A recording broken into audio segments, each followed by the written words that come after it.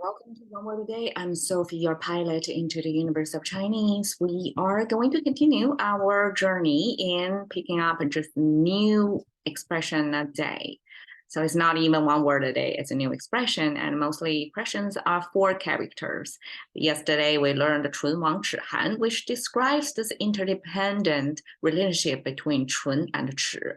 If your teeth die, if you don't have lips, your teeth is going to feel the chill. So that's the relationship, simply because the proximity.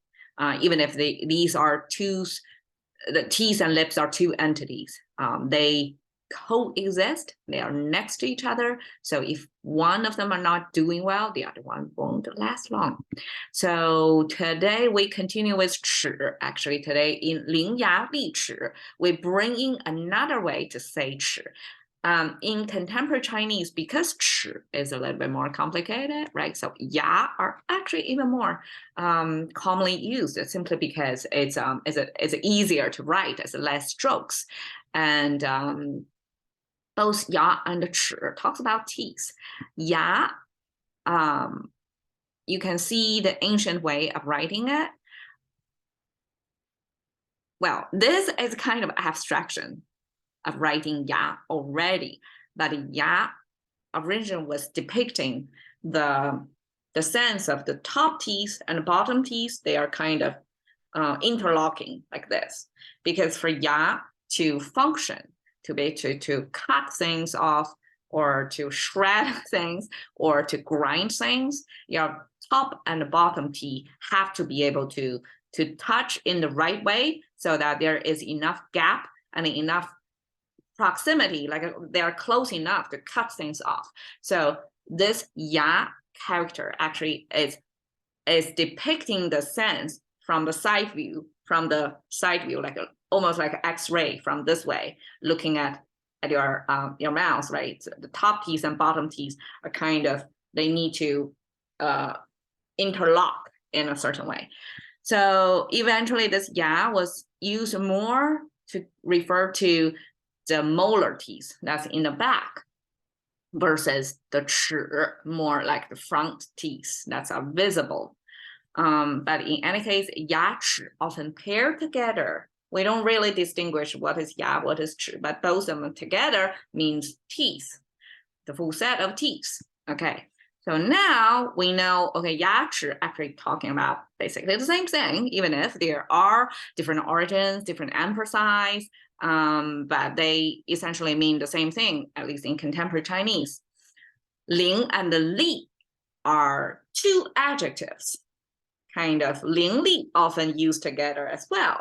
But when it paired with 牙齿, oftentimes Chinese have this 2 adjectives, 2 nouns. When they pair them together, they kind of do this alternative matching pattern. We will use adjective, noun, like this. So 伶牙俐齿, you quickly have this sense of describing your 牙 and 齿 with the 2 adjectives. One is 伶 and 俐. And as a language user, in contemporary Chinese, I don't really distinguish what is 伶, what is 俐. Oftentimes they're paired together. And in this phrase, they are paired group 4. We use 伶牙俐齿 together as the whole meaning. And because of the program, I kind of force myself to go deeper to look at, okay, what is exactly 伶, what is 俐, and what 伶 came from. That's, okay, this person symbol. So we have both 伶 and 俐paired with this person symbol. And the difference is, okay, of course we can say the right side is sound maker, but this sound maker on the right side, it means giving orders, giving instructions. That came from, this pyramid shape. Ancient Chinese already use it to symbolize the structure of society. You have a tip on the top, and then you have the base, like shaped this way. That gives you authority. Like this is the power structure over there. So when you see this, it means something authority over there. And another way to view it is this triangle thing together, triangle. It's past, present, future, this forever link of the 2. of the three pieces in terms of time, how time sequence. But in this case, because at the bottom we have this side view kind of kneeling, haunching, kneeling human figure that's in this submissive position. So just by body language, the side view human figure looks submissive. So when this triangle thing paired with a submissive person, that means authority giving, exerts its authority over the people it governed, it ruled, so that the people's response was they are being submissive because there are consequences if you don't, right? So that gives you the structure of the power and the being powered. So this power giving and receiving, and both of them are symbolized over there.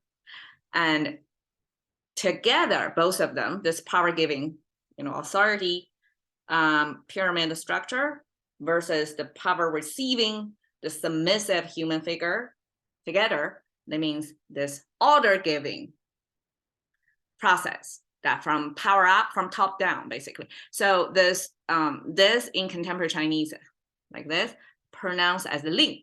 It's like I order you to do something, giving orders. In English, it will be bossy, right? So boss around. So exactly that depicts that. So boss around plus a person. So that means that person is in the position to boss around other people, right? And this was actually an ancient position as a music conductor. So I guess ancient times, live music, this form of entertainment, it was not as democratically enjoyed to the mass. Like whoever can buy a ticket to go to the show, you can enjoy the live music. No, okay. In the ancient times, such large group of people got to be sponsored by really powerful, influential, rich, class, basically. That's an upper class who can afford such a luxury to have a band to play music in honor of them or entertain them only. So basically, it's like a private live concert shows. And this position is the music conductor in such a band. So this order-giving, bossing figure is this conductor who actually have to listen to entertain, right? Who is the kind of the show director, entertain this upper class. But in turn, that person in that position have to give orders to its band. That's a group of people together, coming together to make music together. So that gives us authority. Therefore, I translate it as assertive, because even if in Chinese we only know, okay, that's the origin, that's the profession, it's a music conductor, equivalent of contemporary role, but to describe it, to use it as an adjective, that person must be assertive, like be authoritative figure, to give orders, to tell people when you're like a violin to start, right? When you need to ease in and all that. So it has to give orders, clear, assertive orders to its band to make music. So that's ling. And the li, we have the same figure, but the right side means sharp. So paired with person sign, so that just means somebody who's sharp, right? And the sharp came from this harvesting image with this two arch, upper arch, downward facing, upward facing arches. Well, I guess this is better way to show. Okay, this with a vertical line in between. That's without the top portion, that's our wood symbol. So that's a tree, actually, a tree symbol. But now with this tip, kind of on the sideway, that means kind of a harvest crop at the ripening season that is so heavy, it cannot stand straight up. It has to kind of bend a little bit. So heavy-headed, fruit-bearing crop image.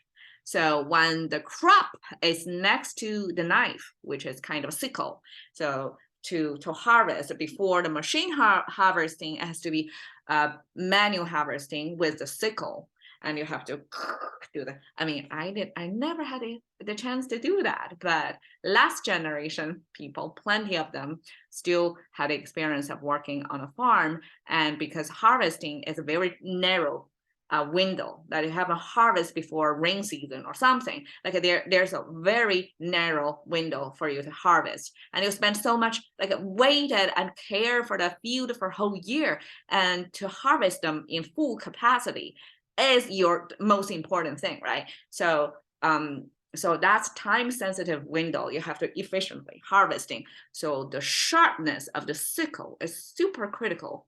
Imagine you have a large field to harvest. How fast your knife is, your sickle is, determines your efficiency, basically. So that better be a super sharpened sickle to do the harvesting. So this harvesting sharpness paired with person size become this person's sharpness. That means person quick in receive information, process it quickly, and can respond to situation quickly. So everything is quick, fast response. So that means basically, speedy response, that is sharp. I guess speedy and correct response is sharp. Okay, so assertive and sharp paired with teeth, your molar teeth and your general teeth, basically is talking about somebody who is sharp-tongued, who is very good at debating, have to be assertively speaking and respond to argument quickly, respond in a sharp way so that it's undefeatable almost in the debate situation. Anyways, I found this 中国邮政. It's in traditional Chinese, pretty complicated stem, carved stem looking thing that says China Postal Service to depicting this 舌战群儒. Okay, 舌战群儒 is a historical moment. I mean, of course, there were no video recordings back then. We can only imagine from the legends that captured in our language that says 舌战群儒. Basically, it's talking about 伶牙俐齿. It's this historical figure. When we see this headgear and this fan made of feather, we know accurately this is the guy who is the smartest military strategist, who's so educated and eloquent apparently, and he can single-handedly just defeat a room full of scholars who know something but not full thing, things like that, who have some logic but not superior in comparison to 诸葛亮. So 诸葛亮we talked about a few episodes ago. So I mean, I've done this for over a year. I have came across phrases, stratagems about this person so many times. It's an influential figure in Chinese culture. I mean, now it's approved, like I see it again. So him defending his point of view, arguing in the debate with this room full of scholars, and nobody can out-talk him. So he commands the room basically, and he, in this 舌战群儒 historical moment of exciting debate, that he is the winner, of course, proves what or exemplifies what means to be 伶牙俐齿. It's nobody can debate and win the debate with you. You are that good. That's 伶牙俐齿. Cash into the currency of thinking by one word a day with Sophie. See you next time.